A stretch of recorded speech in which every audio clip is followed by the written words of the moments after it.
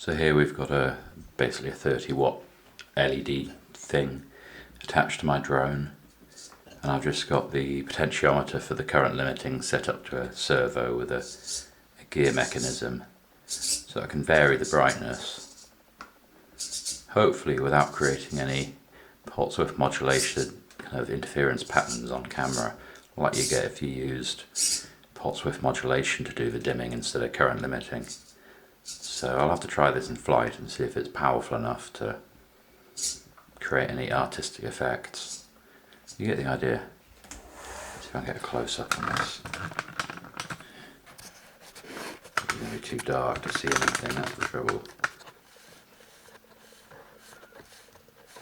Yeah.